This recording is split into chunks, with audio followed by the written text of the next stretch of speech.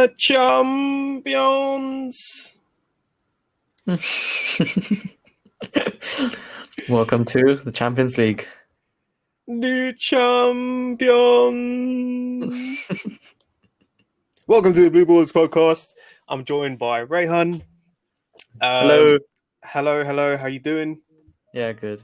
How are you? I'm very good, thank you. I'm very happy. Me too. Not particularly about the performance last night, but I'm really happy that we've qualified. We've sealed that again, 2 years running. It's a great day. I love the Champions League knockout stages. Very exciting stuff. 2 legs where anything can happen on the day, and we've managed to seal that. It comes after quite a frustrating performance again. I think the Newcastle game was okay. It wasn't. We weren't at our best, and I think the same last night. What do you think? Because we had a good enough team out. Wasn't particularly a weak 11. Got the job done. It's an away game. But what did you think of the performance? It was so frustrating. The chances that were missed, really frustrating.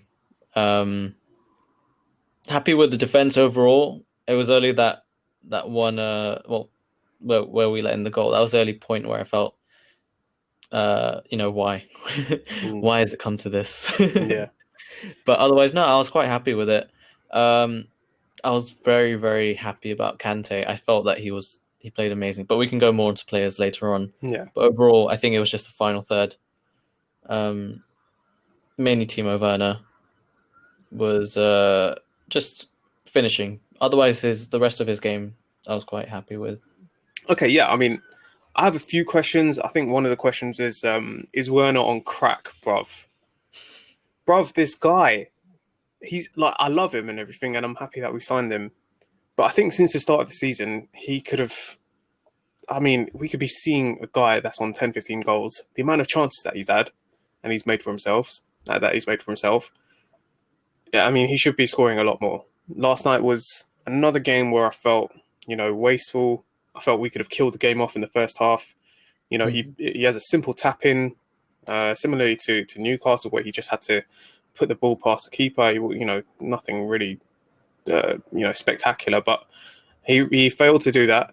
And I understand, it's a long season, it's a long career for him at Chelsea that I'm confident that he'll have. But I think it's these kind of moments where you kind of feel, if you draw or lose a game, these are moments that you kind of feel frustrated because you're. Let's start with the start of the game. It was a really good start. The passing was slick. The movement was quick. Did you not catch the buzz? Yeah, I did. Okay. I just let you carry on. I was just okay. I was waiting for the anyway.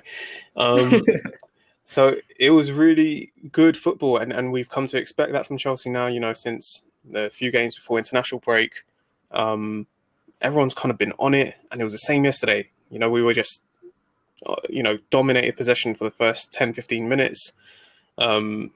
Scored our goal, which was sensational, by the way, right from Mason Mount's pass to Callum's, control and shot, and but yeah, it was really good football. And then kind of we just went off beat a bit, and we looked a bit lax and didn't look like we really wanted to continue dominating, the attacking phase.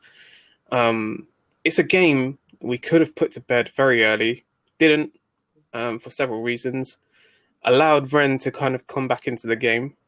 What did you think of Rennes as a team yesterday? They were a very different side to what we saw at Stamford Bridge. But what did you make of their performance against us? Yeah, I was quite impressed by the performance. I thought there were parts of the game where they were actually dominating, and they looked quite dangerous at times as well.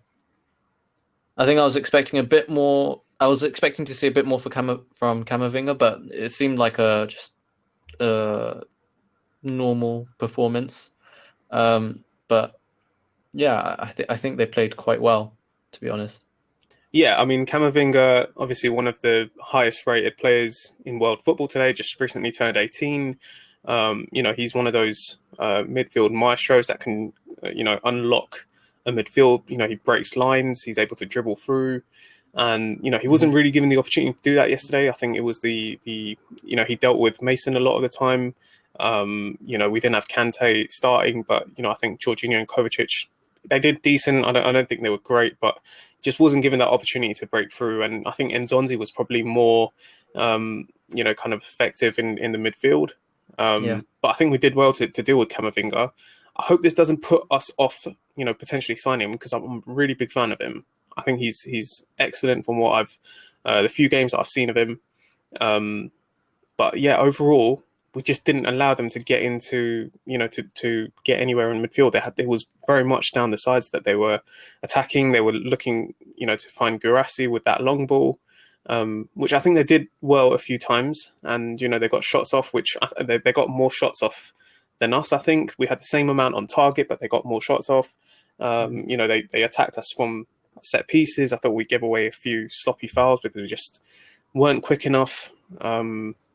But yeah, I think overall, we again, it was a game that we should have killed off, but I think we allowed them to get back into the game. I think that's a very dangerous thing to kind of get used to. I know against Newcastle, that wasn't the case, but I think there was a gap in quality between Newcastle and Rennes. I think Newcastle, it was only Alan Saint-Maximin that was able to kind of cause us any harm. But yeah, I mean, happy to have got the win, qualified. What did you make of Ollie G's performance? came in, did the job. Just He so does what he happy. does, in it. Like Just so there's happy. he doesn't provide anything out of this world, but he comes in, does a job, leaves. Yeah, yeah, and he's been doing that for quite some time. Just great performance. I mean, he came on in what was it? 70 minutes, something like that. Yeah, late on. Yeah. And yeah, he fit the role so well. Good target man. Held up the ball to feed it through to either Werner, I think later on even Ziyech at times. Last night he came through when we needed him. So yeah, Yeah, it's great. definitely. I think yesterday kind of it really symbolized where we are as a team in terms of our best players. I think there was a real drop in quality in certain areas of the pitch, particularly I think at right back there was. In midfield, I felt there was a bit of it was a bit again lax, but it is good to know that we have players kind of that are not as Biliqueta and Kovacic and Jorginho, who we have been relying on for the last few years.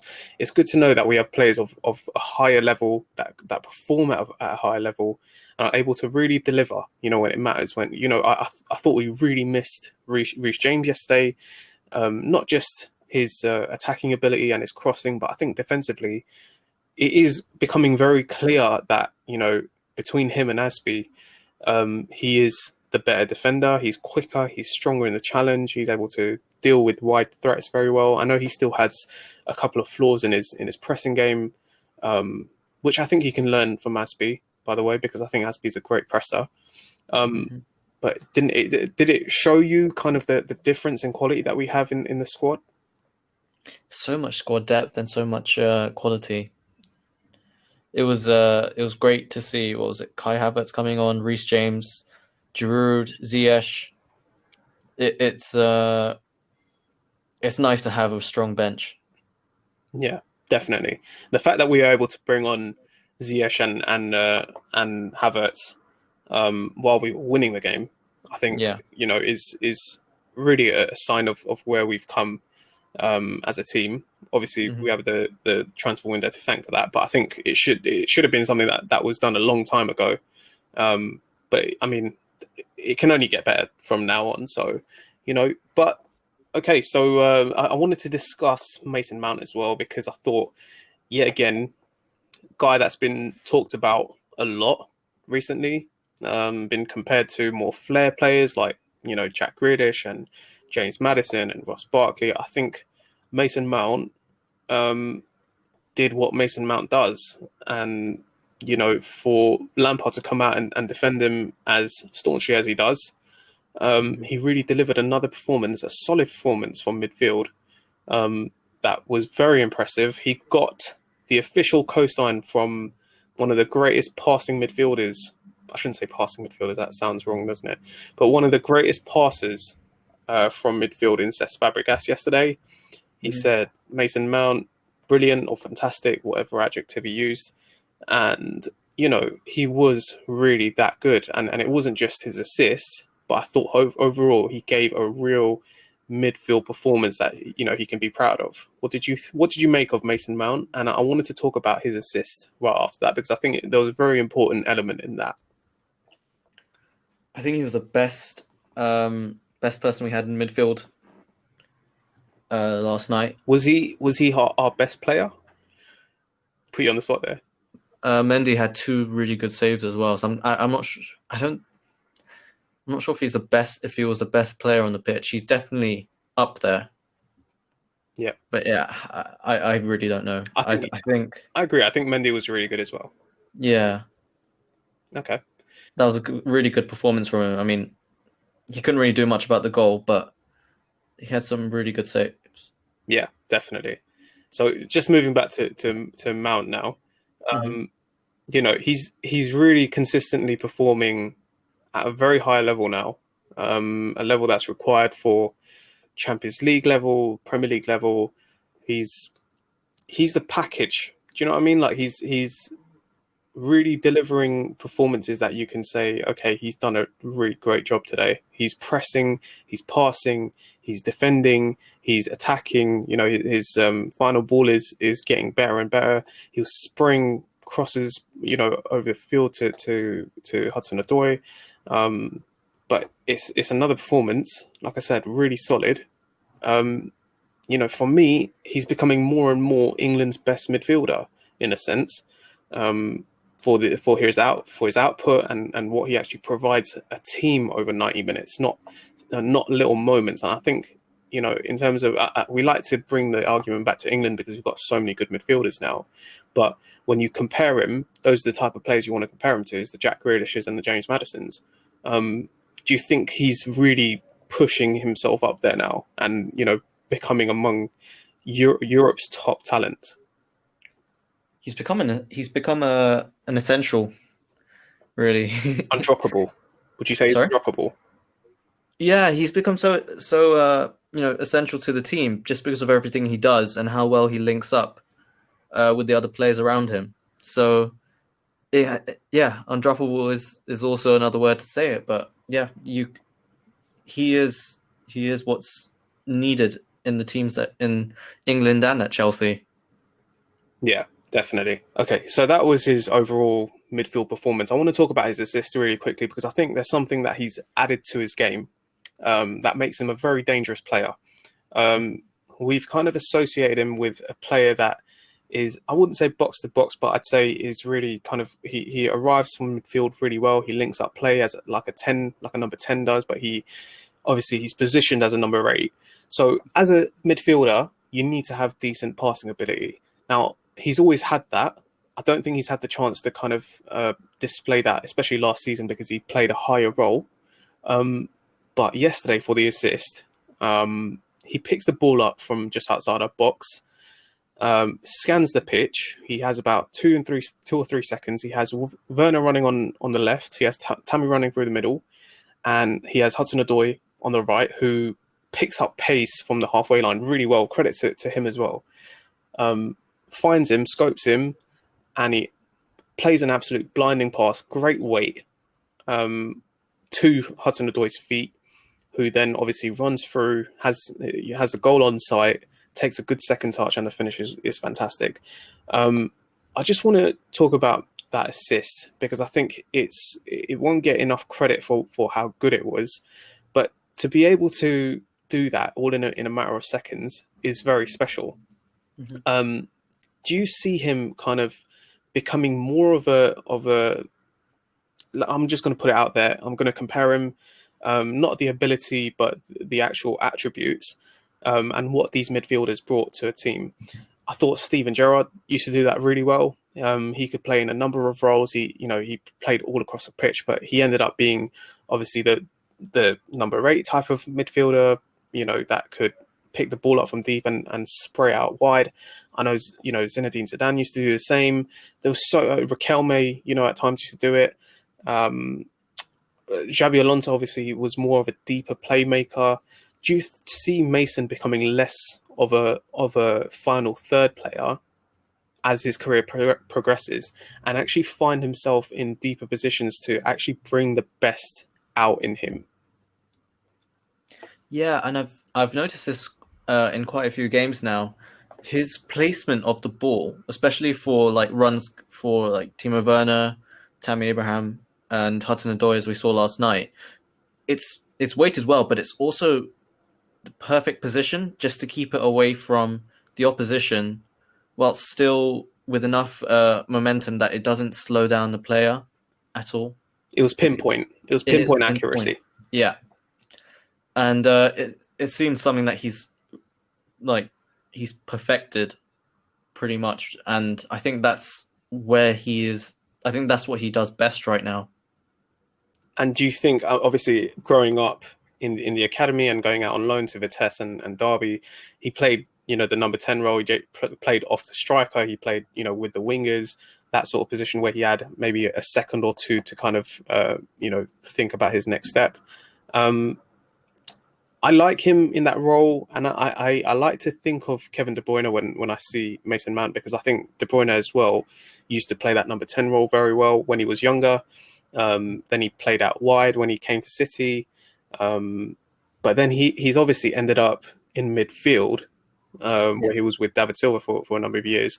That where he could really kind of, you saw the best of him because he had the extra second or two added to what he had before, to bring out his passing ability, his dribbling ability, and to kind of become the real playmaking hub of the team.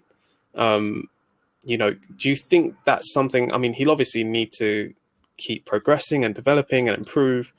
But do you think we've got a real midfielder on our hands where we can start comparing him to the likes of, Steven Gerrard and of that ilk in a few years? Obviously, not anytime soon. But do you see that being his permanent position in the future? Yeah, I think that is where he plays best right now. I mean, he's known for being quite versatile, but I think that is the exact position and the exact role that he excels in so well. Yeah, and he's got, he's got a bit of a bite to him. He's got a bit of a, I wouldn't say nasty streak, but he is quite tenacious because of his high intensity kind of way of playing. He does get stuck into tackles. He's right there. He kept Camavinga quiet all night. They had a few duels, both of them, and credit to him. Like, I mean, he's played every single game for us this season, if I'm not mistaken. But he didn't show any signs of kind of slowing down or fatigue or anything, and he's performing at a very, very good level as a midfielder. So it's insane, right? At his age. At his age as well, exactly.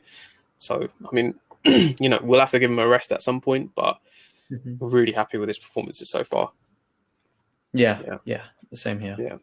Okay, so moving on from Mason Mount, were there any other kind of observations that you saw? It wasn't, our best display, but were there any kind of elements that you saw that were promising or, not so promising? I felt Chilwell gave away the ball a couple of times. I mean, he didn't play bad as such, but he wasn't on point as he has been. What do you think from the beginning of the season? What do you think that was down to? Do you think it was tiredness or lack of sharpness? What do you think that was? Yeah, I'm guessing tiredness. But yeah, hopefully he'll be fine for Sunday. With a bit of rest. Yeah. Now, but yeah, it's just a few mistakes that he made. I was really impressed with N'Golo Kante when he came on. There were, I think, two moments especially where his ball control and distribution, I felt was spot on and just better than I expected even. Really good at pressing, getting the ball back. I was especially impressed with his physicality, his strength. I'm loving it. Keep it coming. Kante Yeah, propaganda all day long. Let's go. I mean, he was really, really good at holding players off the ball as well. Um, yeah, he just came on and made an instant impact, and I was so happy with it. So happy. It's Kante at his best, and probably even better than what I've seen before at some points, because I think that he's gotten really good at keeping the ball and distributing it to the correct player. So I'm obviously a very big fan of N'Golo Kante. I don't know if this has been picked up yet, but the last couple of seasons, I said at the end of last season, I think a 29-year-old N'Golo Kante, the way he's been performing, his output, if we get a 60, 70 million pound offer for him, I think we should consider it. I think, ultimately we should accept it and let him go, move on, because I don't think we're utilizing him the way that his strengths are kind of highlighted. He's not playing the sort of system that brings the best out in him. Added to that, he suffered with a few injuries last season. He wasn't, in great shape in terms of longevity through the season. He did pick up a few and missed a few, important games when we needed him. But I'm really overjoyed at how he's taken to, this season and playing with the players that he's playing with. It's almost as though we're seeing a reborn N'Golo Kante. It seems like he's enjoying his football, which is very difficult to read, but the way he plays, he showed the gulf in quality that there is, the difference in quality when we have Jorginho in that role, who I also love. I think he suits a certain system, which is unfortunate because he's very good in that system when he does play it. But overall, when N'Golo Kante is on the pitch and when Jorginho is on the pitch, there's a real clear, distinct difference in quality, and it showed yesterday. I thought we were a much better side when Kante came on. Yeah. I don't think Jorginho did particularly anything wrong, but I think Kante just kind of showed why he's Frank's number one choice in that role. You don't necessarily have to be the best passer or the best at dribbling, but credit to us, we've sorted that role out. I think he's someone that can play that role for the next 2-3 years at least at a very high level. We're obviously looking at Declan Rice. Do you think Kante and Declan Rice are the perfect combination to rotate for that role? Yeah, I don't see why not. I think Kante is obviously perfect where he is right now. I think Declan Rice, he's really commanding. He can dictate as well. And of course, he's quite good defensively, passing it as well. So I think that he can perform that role. I'm not convinced that he will do better than Kante in terms of pressing, but I think he can do quite well. When you kind of size them both up, and I said we'd do another podcast on transfers and all that, but I need to talk about this for a sec because it could be realistic in a couple of months. But when you size their attributes up, Declan Rice obviously has the aerial ability, but I just feel Frank's going for two players in each position. He wants two high quality players in each position, and there's literally there's a handful of players that I feel would deputise for Kante at this point. And I think if Kante drops form, Declan Rice comes in, and you have another high quality player. Do you think the money being talked about is about £60 million? Do you think it's a good combination to pay for, to have those two instead of having Jorginho or Kovacic in that role? And obviously Billy Gilmore's part of the squad soon. What do you make of that currently? We are pretty stacked for options, so I think it is worth having, Billy Gilmore, Declan Rice, and Kante playing that role when we also have Barkley and Ruben Loftus-Cheek coming back as well next season. When considering we already have Mason Mount and Kai Havertz, Let's go. Those left and right midfield. Yeah, I love that. I love big squads because I think big squads are, they're the ones that kind of win trophies when you have enough quality in your team to pick and choose and be able to replace. I think it's fantastic, and I'd love for that to happen. Yeah, Yeah, definitely. It's so important. Like, especially this season, we've seen how important squad depth is. yeah. Just going back to your point on Chilwell when he gave the ball away. I think it showed the quality. I think last season there were a couple of times that we faced that same situation, but kind of the defenders are looking at the ball. They're looking at where's the ball? I'm going to chase the ball. Yesterday, I don't know if you saw it, but as soon as Chilwell gave the ball away, Thiago Silva, he didn't have eyes for the ball. Like, he looked at the ball for a second or two. His next instinct was to look at and Guirassy, their striker, was going for it. But there was a Rennes runner on the left, and Thiago Silva went straight to him, and because of that, prevented the shot from going off. It's really a mark of how good the player is. It might be basic, but I think it shows, it symbolizes where we were last season to where we are now, that we have that added experience, that we're kind of saving results because of these crucial moments. And I think that's going to play a big part in our team going ahead. Yeah, definitely. We're looking to score a lot of goals, but now we're also able to, look to stop so many goals from going in as well. They look like they take a lot of pride in keeping a clean sheet and in not letting goals in. And I think that's what was missing for a number of years. I think there was a kind of mentality of, we're just going to outscore, we're just going to keep scoring. But now there seems to be a sense of controlling the ball, the tempo, which we didn't do that well yesterday, granted, but we still defended very, very resolutely. And I think for that reason, people keep saying that we're in a race for the title, for trophies and stuff. But, it's looking more and more realistic that we're looking the real deal because we're keeping those many clean sheets and preventing stupid goals from going in. Okay, so I think that wraps up the analysis from last night's game. Chelsea 2, Rennes 1, but Chelsea won, so bit of a wordplay. Anyway, secured their place in the round of 16, along with Barcelona, Juventus, and Sevilla. Now, we know we can't get Sevilla, and we can't get any English sides. What kind of game do you want from the knockout stages? Let's put it this way: the last few years we haven't been able to progress from the round of 16, but we've played really good sides. Last season was obviously against Bayern Munich, who went on to win the Champions League. Season before that, the Champions League season before that, we got knocked out by Barcelona. What kind of game do you like in the knockout stages? Do you like an easy run, or do you like, and I know there's no easy run, but do you like the bigger teams, or do you like kind of a moderate kind of start and then kind of progress to the better teams? I think the most thrilling ones that I've enjoyed have been the when we faced Napoli and PSG. Yeah, I found those really, really entertaining to watch. I think they've also been a good test of our character.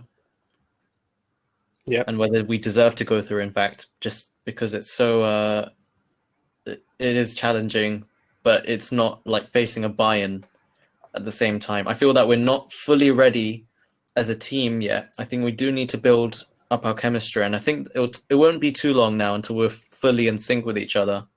But I think that we should also have a challenge to test ourselves and really know where to improve. Yeah, absolutely. Just to give you kind of an idea of potential opponents and their groups right now. So put it this way, as far as potential opponents go, we've got the groups. Only one is kind of not that far decided yet. So Group A, there's Bayern Munich and Atletico, who are probably the likely ones to go through. Then there's Borussia Mönchengladbach. I know someone will appreciate my pronunciation for that, but probably not. Borussia Mönchengladbach, them and Shakhtar Donetsk, who beat, obviously, Real Madrid. Did they beat them? I can't remember. And Real Madrid themselves are in third. Inter Milan with our former manager Antonio Conte is in fourth. That group so far is quite undecided. There's only about 3 points between first and fourth. Man City, who we won't be facing in the round of 16, they're going to be qualifying with Porto. Liverpool and Ajax. Ajax are on level points with Atalanta. Chelsea and Sevilla have both qualified, so we won't be facing them. Borussia Dortmund and Lazio are quite clear of their group. Decent opponents, I think, if you want the kind of easiest sort of opponents. Barcelona, Juventus from their group. Juventus are in second. Barcelona are top in that group. They've qualified. And then Man United and Paris Saint-Germain. So from those teams, who would you like for us to start our knockout rounds with? Can you go through Yeah, them I mean, again? I can. Yeah, sorry. Go on. I thought you were serious. No, I think Atletico Madrid would be quite interesting. Okay. What about them? think Do you they'll think be- will not kind of put them in the same category as the tougher teams if we had to face them? What do we have that we could kind of get past them? I feel like we have a lot of creativity that could break them down, and I'd like to test that. Okay. So you think because they're a deeper sitting side that Yeah, well we can kind of dominate possession and really have a go at their defense? Okay. Yeah. I think that would be a good test for us, for our attack especially, how clinical we can be. They're also, well. obviously a very good side on the counter. But I think we've shown this season that we are a very strong defensive side, good defensive unit, that we get bodies behind the ball very quickly, deal with counter-attacks now. I know it's still very early, but I think the signs are there that I think against Man United as well, I thought, we were able to deal with their attacking threats quite well. But do you think, like, from the big boys, and there is, like I mentioned, Mönchengladbach, Shakhtar Donetsk, potentially, Porto, Ajax, Lazio. Do you think from all those sides, all the big boy sides, do you think Atletico are quite ideal if we were to draw a bigger team? Yeah, I think they are. I would also find Borussia Mönchengladbach really interesting as well. To be honest, that would be just thrilling. Have you seen much of them? I've seen bits. I've seen pieces of play, but not a full game. Same here. So I've seen a couple of full games, and their manager Marco Rose, I'm a big fan of. They play very good football. I think every year there seems to be that one side, that smaller side, that kind of creep their way up the Champions League tree, and they find themselves in the semi-finals. We've seen over the years, Monaco, and last year was RB Leipzig. I really think Mönchengladbach have that sort of potential to get there if they qualify out their group. But you think from the smaller teams, if we weren't to involve Atletico, from the smaller teams, Mönchengladbach, Shakhtar Donetsk, Porto, Ajax, Lazio, Dortmund, who would you go for in terms of you think would be a good game, something that's winnable as well, not just kind of easy? What would you like to see? I think Dortmund. Okay. That'll be bit of Erling Haaland at the bridge. Yeah, I think it'll be again less. I don't want to say less of a challenge. I think it's just a different kind of challenge. Yeah, absolutely. And we'll also have fans in for those games as well. So that'll be interesting to have Dortmund in. Okay. So, I mean, from my perspective, anyone, I'm more of an old school sort of person. I'm okay with the Barcelonas and all of those. And I think the difference is this year, obviously, we have a team capable of actually beating them. I don't think we had that last year. We had a very young, inexperienced squad. But, by the time, we get to knockout stage, it'll be February. We'll have so many games under our belt by then. Hopefully we've kind of molded ourselves into a machine sort of attack and defense where we, potentially we could face anyone and be okay. Let's hope. Yeah, absolutely. All right. So moving on from that, I just wanted to kind of steer away from the current happenings. I wanted to ask you, from your long experience in football, I know you've watched the Champions League for about 75 years now. You're a seasoned fan. Now, I wanted to talk about your memories or kind of your um, who you kind of admired watching in the Champions League, as you started watching football up till now. If you had to name a Champions League 11, I'll give you mine after, but I want to hear yours. Mm-hmm. From your time, Yeah. what would be your Champions League 11? Okay. To Or start off. or we could do that, Yeah. or we Okay. could combine our Champions League 11 and tell each other who we want in each position and kind of debate it. Yeah, that's Yeah? perfectly Okay, good too. cool. So Yeah. I'll let you go first, and Okay. then I will go after you. Um, So let's start with a goalkeeper. I'd be very upset if you disagreed with me on this, but There is that's only a check. there is only one. I Yeah. mean, I was gonna say Kepa, but he's a manager. Let's be honest. Yeah. I mean, there's been so many great ones over the years, and even recently, Mhm. Neuer is still putting out world class performances in the Champions League.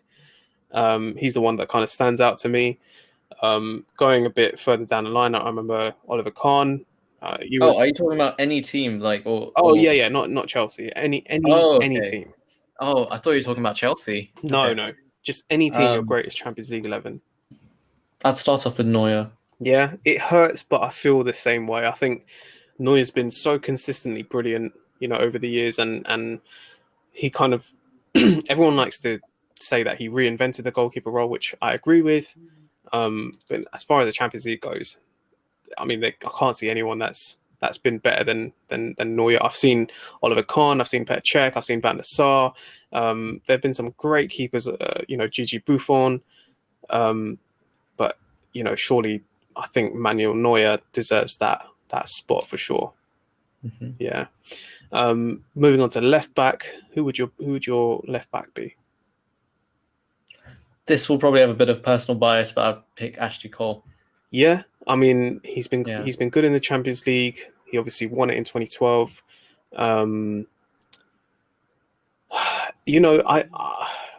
It's difficult to pick because we're not picking a best 11 or the best ability 11, but just purely the best performers in the Champions League. And if I have to go off that, I think Marcelo is very much in the conversation, and not just because he won the Champions League 4 times. Mm-hmm. I think he's consistently through his career performed at such a good level in the Champions League and really been a big effect on them and their results in Real Madrid's results in the Champions League. Do you think there's any debate there for Marcelo and Ashley Cole? There's obviously Paolo Maldini and I mean, Roberto Carlos, who was obviously before your time, who, I loved both of them. But if we're being academic and we're being, on point on subject, I feel Marcelo has a shout there. yeah, I mean, in terms of performances at Champions League level, I think Marcelo, he earns that. I'm gonna speak mainly of just my own, Yeah, like who I want to see yeah. in my team. Okay, so you're going with Ashley Cole. Yeah. Okay, cool. So in the event of a tiebreaker, I'll let you have the first one, I'll have the second one, so on and so forth. Oh, like a final one, I'd be happy with Marcelo. What? You just said Ashley Cole. No. If we're picking a team together, then I'm happy. Like I'm just as happy with Marcelo. For my personal team, Right, like right, I would want to pick Ashley Cole. But right. if it's one that we're agreeing on, I can agree on Okay, Marcelo. cool. So no tiebreaker so far. All right, we're doing Yeah. well. It proves that we have, we share DNA. Okay, so we've got Neuer and Marcelo. I'm going to go to the other fullback, right back. Yeah. Who do you go for? I'll give you some options if it's a bit difficult, but for me, there's only one standout performer, and for me, it was Dani Alves. There's obviously Philippe Lahm, Gary Neville, Zambrotta's Gianluca Zambrotta was a bit before your time.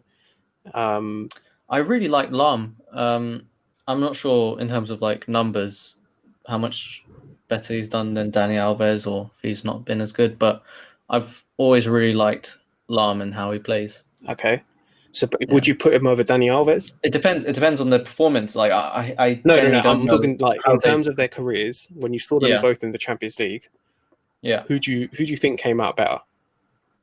Probably Dani Alves has come out better. Yeah, Yeah. I completely agree, and I'm glad you said that because now we don't have another tiebreaker. Okay, so we're sorted. I think that's good start. Neuer, Marcelo, Dani Alves. Let's go for centre backs. Who's your number one centre back? Maldini. Maldini. Okay, Yeah. that's quite a shout. But It's okay, another level. Another level. I mean, he was more of obviously a left back, and then he moved into the centre back Yeah. role further in his career. Yeah. He played But alongside Alessandro I mean, Nesta. he's like fine wine. As he aged, he just got Fair enough. Yeah. No, just I get really, that. He was yeah. instrumental in their success in the mid 2000s as well. I mean, an honorary mention, I'd say, is Ramos. Yeah, so he's the one I would have gone for. I think he's Yeah. been the best centre back in the Champions League. Hmm. I don't want to say of all time because I haven't seen football of all time, but certainly the last couple of decades, I think Ramos has been a standout Yeah. performer and kind of a league above everyone. Yeah. So who are we going for this first centre back? I mean, this is the beauty of this position. There's two spots. Yeah, exactly. But I mean, I would debate Maldini because Okay. I think Maldini was a much better left back than he was a centre back, although Uh-huh. he was great at both. Yeah. But I have to go with Ramos to start with, and Okay. then secondly, I'll give you a few options: Yeah. John Terry, Gerard Piqué, Mats Hummels, Thiago Silva, Hmm. Pepe. There's several centre backs: Alessandro Nesta, Fabio Cannavaro. Yeah. I mean, I would take my time with this. If you had to pair someone with Ramos of that level, who do you think comes close to that level in the Champions League purely? I'm a super fan of Puyol. Oh, that's a shout. I'm a super fan of Puyol. That's a great shout. Yeah. Okay, I might have to agree with you on that. Are we agreeing on Puyol, Ramos and Puyol? Yeah. All right, let's I'd let's, be happy let's with do that. it. Let's do it. Cool. Okay. Okay. So this is the part where it gets a bit kind of techie because do we go for players and then form the formation, or do we form the formation and then go for the players? I'd be happy with a 4-3-3 formation. 4-3-3. I'll be happy with 4-3-3 as well. Yeah. Okay. Okay. So let's go for defensive midfielder or any central midfielder. Who's your first choice? Zidane. Okay. That's very solid shout. I'd say Iniesta. Yeah. Would you have Yeah. Iniesta? Yeah, So 100%. should we go Zidane and Iniesta? For me, Zidane and Iniesta have been the two best midfielders of the last 2 decades. Yeah. Yeah. Okay, so we got our 2 midfielders. That was fairly straightforward. Who would you go for the third midfielder? In terms of the Champions League, purely. There's obviously Luka Modric, Toni Kroos, Xavi. I think Xavi Alonso. Xabi Alonso. Yeah. Okay. I wouldn't agree on him. I think there have been better midfielders. I particularly like his play style. Yeah. No, but I mean, if you had to, in terms of the best midfielders in the Champions League. Yeah, that's the other. Yeah. Part. I mean, Man United had Paul Scholes.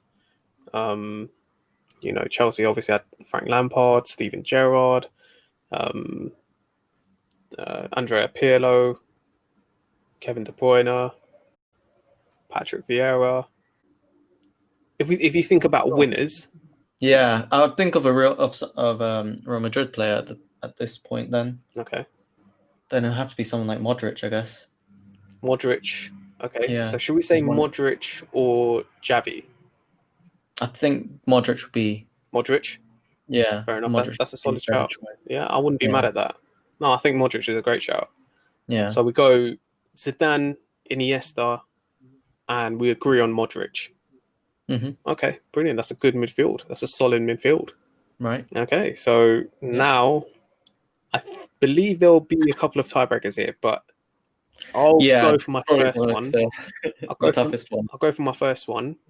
Yeah. Well, I'll go for my 2 because I think you'll agree, and it's quite hands down the greatest players of all time, Cristiano Ronaldo and Lionel Messi. Yeah. Is there any debate there? No, none. They've both been exceptional in the Champions League, Yeah. won it multiple times. You Many can't leave any of special- them out, can you? Yeah, you can't. Yeah. There's so many special moments. Yeah, Wonders as well. absolutely. Which is where the tiebreaker now comes in. So, Um, what do we play? Do we play Ronaldo or Messi up front and then have a winger, or do you want a striker and put both Ronaldo and Messi out wide? I think the remaining position is striker. Yeah, okay, fair enough. I'll put my one forward first. I'll put Samuel Eto'o. Okay, not a bad shout at all. I think he had a very, I wouldn't say underrated, but I think he's been one of the greatest to do it in the Champions League, certainly. Yeah. Ronaldo Nazario never won it. He always performed at a high level in the Champions League. Mm-hmm. It does hurt to not be able to include him because it is a Champions League 11. It's not an all-time 11. I mean, he's probably my favorite player as well. Yeah, same here. Absolutely. And if I wasn't, I think also if I wasn't picking Messi or Ronaldo, Yeah. Has Ronaldinho won much? Yeah. He won it. Won it twice. I think he won it twice. Yeah. I mean, even Kaká is someone to mention, but what a player! Yeah, what a player. But we're picking striker right now, so yeah. Champions League. Do you know what? I think we need to get the stats out a bit because this has to be spot on. I'm gonna go Champions League all-time greatest goal scorers, or goal scorers, or highest goal scorer. I really don't Google a lot, obviously. Okay, Champions League. Out of curiosity, yeah, we haven't picked any Man United players. Yeah, and they've been great in the well. We picked Cristiano Ronaldo, who was exceptional in 2008. But yeah, okay. So all-time top scorers in the Champions League: Ronaldo, Cristiano, Messi, Raul, Lewandowski, Benzema, Van Nistelrooy, Thierry Henry, Ibrahimovic, Shevchenko, Inzaghi, Muller. What are you saying? To be honest, Lewandowski has done exceptionally He's done bits, well. hasn't he? Yeah. I think because he's still in it and he's still there. We kind of don't acknowledge him as one of the as maybe the best. Yeah. Because he's still performing, so you want to look back at it and think, yeah, he was the best. But I want to throw a wild card in this because I saw this guy in his prime. Yeah, Thierry Henry. Yeah. If you saw this guy, I remember in 2005, I think it was, or 2006, when he took Arsenal on his back. He didn't score in the final, and they lost, which I have very little sympathy for. But Thierry Henry as a striker, exceptional in the Champions League. Yeah. But I mean, and he won it as well. So he has that to his name. Oh, he won it with Barcelona, didn't he? He did, yeah. So between Lewandowski and Thierry Henry, I'm going Thierry Henry all day. Between Thierry Henry and Raul or Benzema, Van Nistelrooy, Ibrahimovic, Shevchenko, Inzaghi, Muller, I'm taking Thierry Henry all day long. Mm-hmm. So, what do you think of that? Yeah, it's a shame we can't pick Samuel Eto'o if we were going by goals. Yeah. Because I think he's done so well. Yeah. But if we're going mainly for goals, then Thierry Henry isn't the worst person to pick, to be honest. Of all of them, he's so lethal. Yeah. I mean, if he had a better team than Arsenal in the Champions League, I mean, he could have won a lot more. I mean, I don't so much hate. I mean, am I wrong? But yeah, I mean, there's Ibrahimovic and Shevchenko that I mentioned, but I just feel I've seen so much of Henry, and to leave him out, it's difficult. It is difficult. Yeah, I think I can agree with that one at the very least. Okay, cool. We're going by goals. And, All right. you know, Well, taking that into we'll consideration. go for Henry and Eto'o. We'll let a very large audience decide of those two who to go with. But I think we've not done a lot of damage. I think we've been subjective and objective, and I think we've we've reached a good outcome. Okay, cool. So, all right. So it's a very unfair game because there's so many that you miss out on. Then so many, honestly, and I mean, great goal scorers, honestly. If we were to put Lionel Messi up front, I'd have to go with Ronaldinho for the other wing position. Yeah. Okay, so I think that concludes our 11. Gone 4-3-3. We've gone with Manuel Neuer, Marcelo, Dani Alves, Sergio Ramos, Carlos Puyol, Luka Modric, Zinedine Zidane, Andres Iniesta, Lionel Messi, Cristiano Ronaldo, and the guy Thierry Henry. You happy with that? And Kepa as manager. Who as manager? Kepa. Oh, Kepa. Yeah, I mean, greatest of all time, obviously.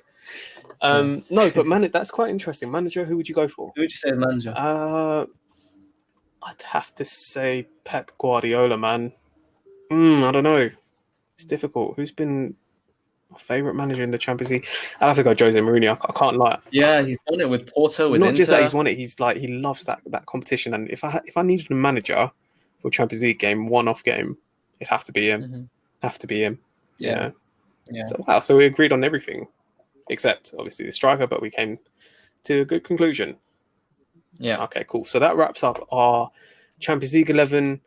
Don't think there's anything else we need to cover.